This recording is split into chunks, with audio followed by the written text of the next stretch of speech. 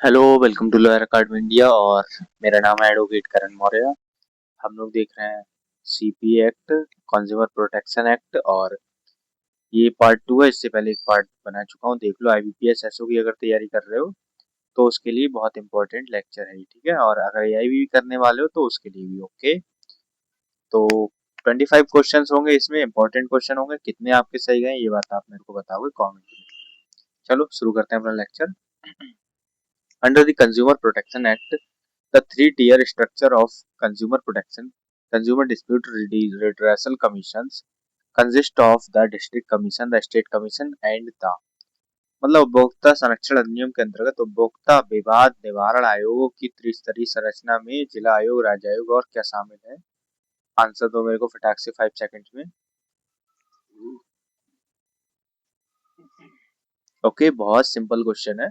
National commission, ये होता क्या है? नेशनल कमीशन, इसका स्ट्रक्चर ये होता है। तो सुप्रीम कोर्ट भी रहता है इसमें, ठीक है। सुप्रीम कोर्ट बट आता है बाद में, आता है सुप्रीम कोर्ट, नेशनल कमीशन और डिस्ट्रिक्ट स्टेट कमीशन और फिर डिस्ट्रिक्ट कमीशन।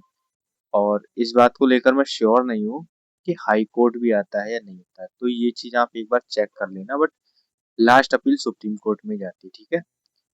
और इसकी टाइमिंग वगैरह याद कर लेना कि कितनी टाइम में अपील वगैरह फाइल होती है, वो चीज बहुत इंपॉर्टेंट रहती है, एग्जाम में आ जाती है, ठीक है। नेक्स्ट क्वेश्चन हमारा, under section 28 of the consumer protection act, a district consumer redressal dispute redressal commission is established by। उपभोक्ता संरक्षण अधिनियम की धारा 28 के अंतर्गत जिला उपभोक्ता विवाद निवारण आयोग की स्थापना कौन करता है? State government in each district या फिर लोकल पंचायत या यूनाइटेड नेशंस या फिर प्राइवेट कंपनी? सिंपल सा क्वेश्चन है, आंसर दीजिए आप लोग। ओके, तो इसका आंसर है state government in each district. Next question, under section 34 of the consumer protection act, the district commission has jurisdiction to entertain complaints where the value of goods or services paid as consideration does not exceed an amount as specified under the act, this being the। उपभोक्ता संरक्षण अधिनियम के अंतर्गत जो district commission है, जिला आयोग है, उनको शिकायतों को सुनने का क्षेत्राधिकार है जहां प्रतिफल के रूप में भुगतान किए गए माल या सेवाओं का मतलब नॉर्मल ये है कि डिस्ट्रिक्ट कमीशन की जो पेक्यूनरी जुरिस्डिक्शन है वो क्या है? Unlimited with no mandatory cap at all, या highest tier applicable only to criminal cases, या फिर lower tier of pecuniary jurisdiction among the three commissions. तो क्या है इसका स्टेजेस वो बताना है, ठीक है। तो इसका है लोएस्ट। और कैसे ये रहता है, जहां तक मैं गलत नहीं हूं तो पहला 50 लाख, ठीक है, 50 लाख तक का कौन डिस्ट्रिक्ट कमीशन सुनता है, 2 करोड़ तक का सुनते हैं हमारे स्टेट कमीशन, और 10 करोड़ से ऊपर तक के सुनते हैं, सॉरी 2 करोड़ से ऊपर तक के सुनते हैं कौन? National commission. और ये चीज मेरे ख्याल से बदली है नहीं बदली है पता नहीं, एक बार चेक कर लेते हैं। हाँ, तो वही है, 50 लाख तक का डिस्ट्रिक्ट कंज्यूमर फोरम देखता है, उसके बाद में 50 लाख से 2 करोड़ तक का देखते हैं स्टेट, और 2 करोड़ से ऊपर का देखते हैं नेशनल कमीशन, ठीक है। याद रखना, ये इम्पोर्टेंट है। जो इनका जो लिमिटेशन है पेक्यूनरी जुरिस्डिक्शन, वो याद रखना बहुत इंपॉर्टेंट है, एग्जाम में आता है, ठीक है। Next question, under section 38 of the consumer protection act, while dealing with a complaint the district commission may, where both parties agree, refer the matter for settlement through। उपभोक्ता संरक्षण अधिनियम की धारा 38 के अंतर्गत शिकायत पर विचार करते समय जिला आयोग दोनों पक्षों की सहमति होने पर मामले को निपटाने हेतु किसके मध्य भेज सकता है, माध्यम से भेज सकता है? पब्लिक स्ट्रीट प्रोटेस्ट वो तो नहीं होगा, रिवाइज ये टेलीवाइज डिबेट, बहस, या फिर गेम ऑफ चांस या मीडिएशन? सिंपल सा क्वेश्चन है, आंसर दो आप लोग। और एक चीज और, वो ये है, मीडिएशन है इसका आंसर। वो ये है कि मीडिएशन का सेक्शन क्या होगा, ये बात आप बताओगे मेरे को कमेंट में, ठीक है। Next question, under section 39 of the consumer protection act, the reliefs that a district commission may order include removal of defects, replacement of goods, refund of price, payment of compensation and. उपभोक्ता संरक्षण अधिनियम की धारा 39 के अंतर्गत जिला आयोग द्वारा आदेशित की जा सकने वाली राहतों में दोषों को दूर करना, माल का प्रतिस्थापन, कीमत की वापसी, प्रतिकर का भुगतान और क्या शामिल है? Discontinuation of unfair trade practices और रेस्ट्रिक्टिव ट्रेड प्रैक्टिस, या फिर awarding the complainant of foreign holiday, या personally punishing the opposite parties for family, या transferring ownership of the opposite parties house. Answer दीजिए 5 सेकंड में।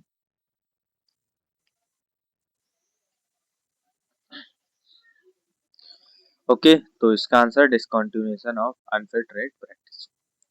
नेक्स्ट क्वेश्चन है, under section 41 of the consumer protection act a person aggrieved by an order of the district commission में appeal to the state commission within a period of, मैंने आपको बताया भी था appeal वगैरह की टाइमिंग पूछ लेते हैं। तो उपभोक्ता संरक्षण अधिनियम की धारा 41 के अंतर्गत जिला आयोग के आदेश से पीड़ित व्यक्ति कितने समय के भीतर राज्य आयोग में अपील कर सकता है? नो लिमिट, 20 ईयर्स, 45 डेज, या फिर 1 आवर। आंसर दीजिए 5 सेकंड्स में आप लोग।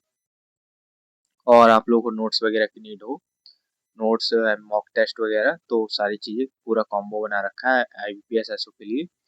और उसके लिए आपको क्या करना है, कुछ नहीं करना है, बस इस नंबर पर जो दिख रहा है इस पर आप मेरे को कांटेक्ट करिए। जस्ट 399 का आपको सारे सब्जेक्ट के नोट्स और 20 मॉक टेस्ट मिल जाएंगे और सब्जेक्ट वाइज MCQ मिल जाएंगे। ठीक है, एकदम बेस्ट मटेरियल रहेगा लास्ट टाइम में रिवीजन के लिए। चलो देखते हैं हम इसका 45 डेज।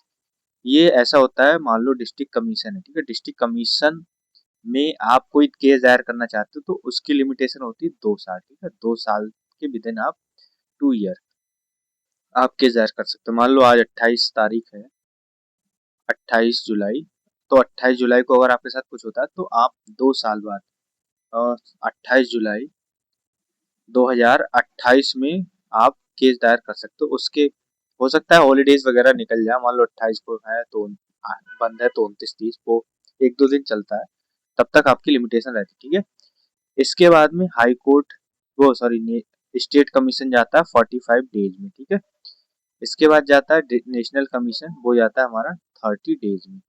ये चीज याद रखना इम्पोर्टेंट है, और एक बार वेरीफाई भी कर लेना, ऐसा नहीं वेरीफाई नहीं करो, वेरीफाई कर लेना, क्योंकि हो सकता है मेरे को गलत हो, बट इसलिए तो वेरीफाई करना जरूरी रहता है हर चीज। और नेक्स्ट क्वेश्चन है हमारा, under section 42 of the consumer protection act a state consumer dispute redressal commission is established bye. राज्य उपभोक्ता निवारण आयोग की स्थापना कौन करता है? लोकल पंचायत, ट्रस्ट, या फॉरेन गवर्नमेंट, या स्टेट गवर्नमेंट? सिंपल सा क्वेश्चन है, स्टेट गवर्नमेंट इसकी स्थापना करती है। ओके, नेक्स्ट क्वेश्चन है, under section 47 of the consumer protection act the state commission has both original jurisdiction for disputes above the district commission's pecuniary limit but within a specified upper limit and। तो उपभोक्ता संरक्षण अधिनियम की धारा 47 के अंतर्गत राज्य आयोग को के पास मूल क्षेत्राधिकार जिला आयोग की आर्थिक सीमा से ऊपर, परंतु एक निर्दिष्ट ऊपरी सीमा के भीतर वाद विवादों के लिए और क्या भी है? Appellate jurisdiction over orders of district commission, या नो पावर्स एट ऑल, या पावर टू डिक्लेयर वॉर, या प्रिंट करेंसी? सिंपल सा क्वेश्चन है, 5 सेकंड से आंसर दो। ओके, तो इसका answer appellate jurisdiction over orders of district commission. Next question है, under section 51 of the consumer protection act an appeal from an order of the state commission lies to the national commission with. तो national commission में commission कब जाती है state commission से? तो वो 30 days में जाती है, मैं बता चुका हूँ, इसलिए इस पे टाइम बर्बाद नहीं करेंगे। ओके, बट आप लोग याद रखना। Next question, under section 53 of the consumer protection act the national consumer dispute redressal commission is established by. National वाली कौन एस्टेब्लिश करता है? सेंट्रल गवर्नमेंट हमारी एस्टेब्लिश करती है। ठीक है, नेक्स्ट क्वेश्चन है, under section 67 of the consumer protection act a person aggrieved by an order of the national commission may appeal to the supreme court within। तो सुप्रीम कोर्ट में जब appeal जाती है तो वो कितने दिनों में जाती है नेशनल कमीशन के ऑर्डर के खिलाफ? 100 साल में वो तो होगी नहीं, 1 डे बिल्कुल नहीं होगी, देयर इज नो लिमिट, या 30 डेज? तो सिंपल सा क्वेश्चन है, बिल्कुल इसमें 30 डेज में जाती है। ठीक है, नेक्स्ट क्वेश्चन है, under section 71 of the consumer protection act every order made by a district commission, state commission, और national commission is enforceable is in the same manner as if it were a। उपभोक्ता संरक्षण अधिनियम की धारा 71 के अंतर्गत जिला आयोग, राज्य आयोग, या राष्ट्रीय आयोग द्वारा दिया गया प्रत्येक आदेश उसी प्रकार परिवर्तनीय है जैसे यह क्या है? क्या हो, an unofficial rumour or casual suggestion or decree made by civil court या फिर अ बर्थडे ग्रीटिंग कार्ड। तो इसका आंसर दो मेरे को, और इसके बाद एक कॉन्सेप्ट बताता हूँ बहुत अच्छा। ओके, तो इसका आंसर है decree made by civil court. जब भी तुम्हें दिखाई दे वो ये पूछे किसी भी एक्ट में, सिविल क्रिमिनल का छोड़कर, क्रिमिनल छोड़ दो सिविल का, मान लो आर्बिट्रेशन ले गए आप, या कंज्यूमर ले गए, या फिर लेबर कोड ने कुछ भी ले गए, जो भी ऑर्डर होगा, ठीक है, इन दी सेम मैनर एज का मतलब जो भी ऑर्डर होगा वो कैसा माना जाएगा, सिविल कोड का माना जाएगा, ठीक है, डिग्री ऑफ सिविल कोड। और दूसरी चीज, जो ट्रिब्यूनल्स वगैरह होती है सबके पास में सिविल कोड की पावर होती है, जस्ट लाइक, ठीक है, क्वाजी जुडिशियल जिसे बोलते हैं वो। तो ये सब चीजें याद रखिए, कनेक्ट करिए, क्योंकि हर चीज रटने की नहीं होती है, ठीक है। Next question, under section 72 of the consumer protection act, failure और omission to comply with an order of a district commission, state commission or national commission is punishable with imprisonment for a term which may extend to 3 years or with fine or with उपभोक्ता संरक्षण के अधिनियम की धारा 72 के अंतर्गत जो सजा है वो क्या है, 3 वर्ष तक की है, और जुर्माना, कारावास है, और क्या है, nothing at all, only a verbal apology या कॉन्ग्रेचुलेटरी लेटर, या फिर बोथ। तो सिंपल सा क्वेश्चन है, बोथ आएगा इसमें, ठीक है, बोथ इम्प्रिजनमेंट एंड फाइन भी हो सकता है। नेक्स्ट क्वेश्चन है, under chapter 5 of the consumer protection act, a consumer mediation cell is required to be attached to each of the district, state and national commission to facilitate। उपभोक्ता संरक्षण अधिनियम के अध्याय 5 के अंतर्गत जिला, राज्य और राष्ट्रीय आयोग में से प्रत्येक के साथ एक कंज्यूमर मीडिएशन सेल होती है में संलग्न होना आवश्यक है, किसे सुगम बनाने हेतु, मीडिएशन ऑफ कंज्यूमर डिस्प्यूट्स। ये सिंपल सा क्वेश्चन है, तो इसमें से ज्यादा टफ नहीं आते, आते हैं जो जुरिस्डिक्शन वगैरह आती है तो उसमें थोड़ा ध्यान दे लेना, ठीक है, ये तो सिंपल से आपको खुद ही पता लग जाएगा। Under section 75 of the consumer protection act, mediators for the consumer mediation cell are selected from a panel of impaneled mediators, and process of mediation must be conducted in accordance with regulations prescribing। उपभोक्ता संरक्षण अधिनियम की धारा 75 के अंतर्गत उपभोक्ता मध्यस्थता प्रकोष्ठ के मध्यस्थ पैनलबंद मध्यस्थों में से चुने आते हैं, और मध्यस्थता की प्रक्रिया किन नियमों के अनुसार संचालित की जानी चाहिए, rules by made by foreign country, तो या रैंडम इम्प्रिजनमेंट, इम्प्रोवाइजेशन, या फिर नो रूल्स, या फिर manner and procedure of mediation. Answer दीजिए 5 सेकंड में, और बहुत सिंपल क्वेश्चन है, बट ऐसे ही क्वेश्चन आप फंस सकते हो बीच में, कंफ्यूजन अगर हो जाए तो, ठीक है। तो इसका आंसर है manner and procedure of mediation. Next question, under chapter 6 of the consumer protection act, a product liability action may be brought by a complainant against a product manufacturer, product service provider या फिर seller for any harm caused by a defective product or deficient service subject to, तो no conditions or all या approval of a foreign court, या फिर conditions and exceptions specified in the act, या फिर manufacturer's personal permission। Answer दीजिए 5 seconds में।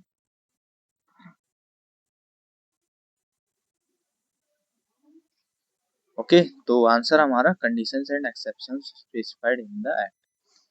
Next question, under section 84 of the consumer protection act, a product manufacturer may be held liable in a product liability action if the product contains a manufacturing defect और डिविएट्स from manufacturing specifications, और उपभोक्ता संरक्षण अधिनियम की धारा 84 के अंतर्गत उत्पाद निर्माता को उत्पाद दायित्व कार्रवाई में उत्तरदायी ठहराया जा सकता है, और यदि उत्पाद में निर्माण दोष हो या निर्माण विशिष्टताओं में विचलन हो, और क्या हो, एक्सपेंसिव हो, does not confirm the express warranty, या फिर was manufactured in a scenic location, या फिर is extremely popular among years.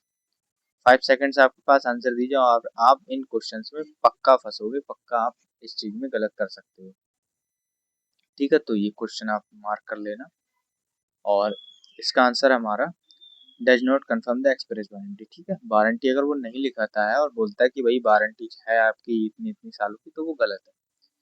Next question under section 86 of the consumer protection act, a product seller who is not the manufacturer may also be liable in a product liability action if, among other grounds, the seller has exercised substantial control over the design, testing, manufacture और उपभोक्ता संरक्षण अधिनियम की धारा 86 के अंतर्गत निर्माता न होने वाले उत्पाद विक्रेता को भी उत्पाद दायित्व कार्रवाई में उत्तरदायी ठहराया जा सकता है यदि अन्य आधारों के साथ विक्रेता ने डिजाइन, परीक्षण, निर्माण या किस पर पर्याप्त नियंत्रण रखा हो, पैकेजिंग और लेबलिंग पर, या फिर बायर्स पर्सनल चॉइस, या whether on the day of sale, या फिर बायर्स रिलीजियस बिलीफ। आंसर दीजिए 5 सेकंड्स में।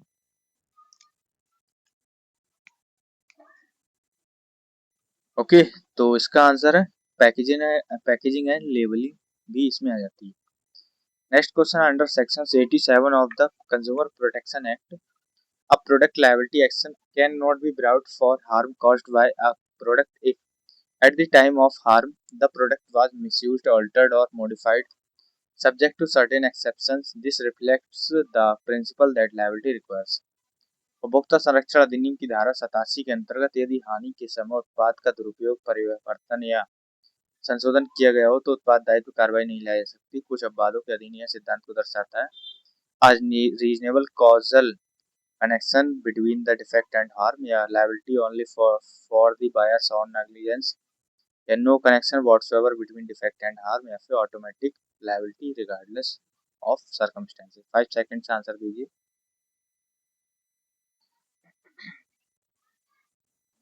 ओके, तो बिल्कुल इसका आंसर हमारा रीजनेबल कैजुअल कनेक्शन। ठीक है, नेक्स्ट क्वेश्चन है under section 94 of the consumer protection act, where are complainant instituted before the complaint we instituted before the district commission is found to be frivolous or vexatious, the commission may dismiss the complaint and order the complainant to pay cost to the opposite parties, reflecting a safeguard against। मतलब उपभोक्ता संरक्षण अधिनियम की धारा 94 के अंतर्गत अगर कोई व्यक्ति है फर्जी शिकायत कर देता है किसी खिलाफ तो उस पर पेनल्टी लगाई जा सकती है। ठीक है, और ये उपाय क्या दर्शाता है? Fast resolution of any dispute, या misuse of the consumer redressal mechanism, या genuine consumer complaints being heard at all, या फिर existence of consumer commission altogether. 5 second से आंसर दीजिए, और इसमें आप लोग पक्का कंफ्यूजन में आ जाएंगे तो इसको भी आप अपने साथ रखिएगा। ठीक है, और नेट टेलीग्राम पर ज्वाइन हो जाओ क्योंकि वहीं पर आपको ये सारी चीजें मिल जाएंगी, पीपीटी वगैरह तो वहीं पर मिलेगी जो हम लोग प्रैक्टिस कर रहे हैं वो। ठीक है, तो इसका आंसर हमारा misuse of the consumer redressal mechanism, इसको रोकने के लिए ये चीज लाई गई है। और हाँ, एक चीज और, सिविल केसेस में इसके लिए सीपीसी में इसके लिए क्या प्राविधान है ये बात मेरे को बताना है। ठीक है, कमेंट में याद रखना वो भी, क्योंकि वो भी आ सकता है एग्जाम में। Under the consumer protection act, the national commission and state commissions also have supervisory administrative control over the commissions below them, reflecting a hierarchical structure similar to that seen in। उपभोक्ता संरक्षण अधिनियम के अंतर्गत राष्ट्रीय आयोग और राज्य आयोगों को अपने नीचे के आयोगों पर पर्यवेक्षी प्रशासनिक नियंत्रण भी है। यह किसके समान एक पदानुक्रमित संरचना दर्शाता है? नो स्ट्रक्चर, या सिंगल टीयर सिस्टम, या ऑर्डिनरी कोर्ट हायरार्की, या फिर a random lottery based structure. Answer दीजिए 5 सेकंड्स में, बहुत सिंपल क्वेश्चन है।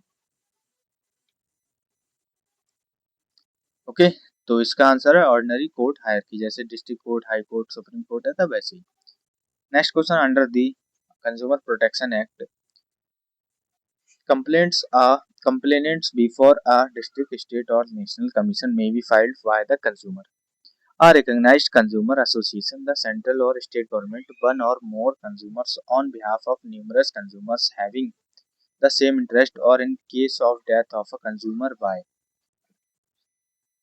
उपभोक्ता संरक्षण अधिनियम के अंतर्गत जिला, राज्य या राष्ट्रीय उद्योग आयोग के समक्ष शिकायतें उपभोक्ता एक मान्यता प्राप्त उपभोक्ता संघ, केंद्र सरकार, राज्य सरकार, या फिर समान हित वाले कई उपभोक्ताओं की ओर से एक या अधिक उपभोक्ता या उपभोक्ता की मृत्यु की स्थिति में किसके द्वारा दाखिल की जा सकती है? Random stranger, foreign national, no one, या फिर हिज लीगल हायर, या फिर रिप्रेजेंटेटिव। सिंपल सा क्वेश्चन है, आंसर दो आप लोग। 5 सेकंड है आपके पास। ओके, तो इसका आंसर है हिज लीगल हायर। ठीक है, नेक्स्ट क्वेश्चन है under the consumer protection act the overall three-tier commission structure combined with product liability and mediation previous provisions reflects the act's comprehensive approach to ensuring उपभोक्ता संरक्षण अधिनियम के अंतर्गत समग्र त्रिस्तरीय आयोग संरचना उत्पाद दायित्व और मध्यस्थता प्रावधानों के साथ मिलकर अधिनियम की किसे सुनिश्चित करने के व्यापक दृष्टिकोण को दर्शाता है। Unlimited liability for consumer themselves, effective accessible and speedy justice, या नो रेमेडी, या फिर complete elimination of all commerce. 5 seconds आपके पास, आंसर दीजिए। ओके, तो इसका answer effective accessible and speedy consumer dispute, ठीक है, कंज्यूमर जस्टिस। नेक्स्ट क्वेश्चन है in Spring Meadows Hospital versus Harjol Ahluwalia the Supreme Court held that a person other than the one who paid for a service such as a parent paying for a child's medical treatment could also be treated as a beneficiary and bring a complaint, thereby broadening who may be treated as a। तो इस case में बोला गया था अगर कोई व्यक्ति किसी दूसरे व्यक्ति के बिहाफ पर पेमेंट कर रहा है तो वो क्या माना जाएगा, ओनली अ गवर्नमेंट ऑफिसर, या फिर वो क्या माना जाएगा, कैसे कर सकता है केस। तो no one other than a payer, या फिर a beneficiary of the service even if they did not personally pay for it, या फिर only the person who sign the payment receipt. इसका आंसर मैं देता हूँ आपको।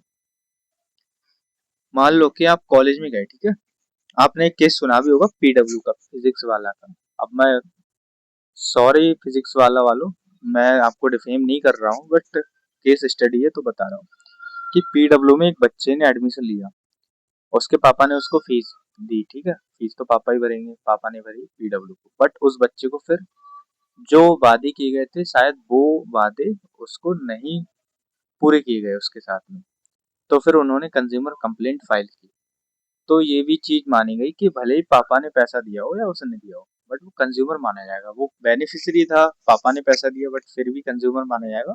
और ये चीज इसमें निकल कर आई थी, ठीक है। पढ़ना केस अगर आपको मिल जाए, इंटरनेट पर मिल जाएगा वैसे, पीडब्ल्यू कंज्यूमर कोर्ट केस। और ये हमारा आंसर है इसका। नेक्स्ट क्वेश्चन है in National Seeds Corporation Limited versus M Madhusudan Reddy, the Supreme Court held that the farmers who purchased defective seeds for cultivation, not resale, could be treated as consumers and could seek remedies under consumer protection law despite the availability of alternative civil remedies, illustrating the principle that consumer fora provide a। तो इसको हिंदी में नहीं पढ़ेंगे, सीधी question पूछते हैं। The only remedy available excluding all civil courts, या an additional not exclusive remedy for consumers, या फिर no remedy at all for farmers, या फिर remedy available only to large corporations। Answer दीजिए 5 सेकंड्स में। ठीक है, तो इसका आंसर हमारा an additional not exclusive remedy for consumers, ठीक है। 25 में से कितने सही का बताना। और एक चीज और, आप लोग तैयारी कर रहे हो IPSSO की फिलहाल अभी तो, और टाइम कम रह गया है, रिवीजन के लिए नोट्स भी बनाने होंगे, पूरे तो नोट्स दोबारा नहीं बनाओगे, एकदम फिनिश्ड नोट्स मिल जाएंगे आपको सारे सब्जेक्ट्स के। एमसीक्यूज और 20 मॉक टेस्ट मिलेंगे IPSSO के लिए, ये सारे भी इसी के साथ मिलेंगे, ठीक है। इनके लिए भी नोट्स और एमसीक्यूज होंगे, मॉक टेस्ट होंगे, ठीक है, बीच बीच।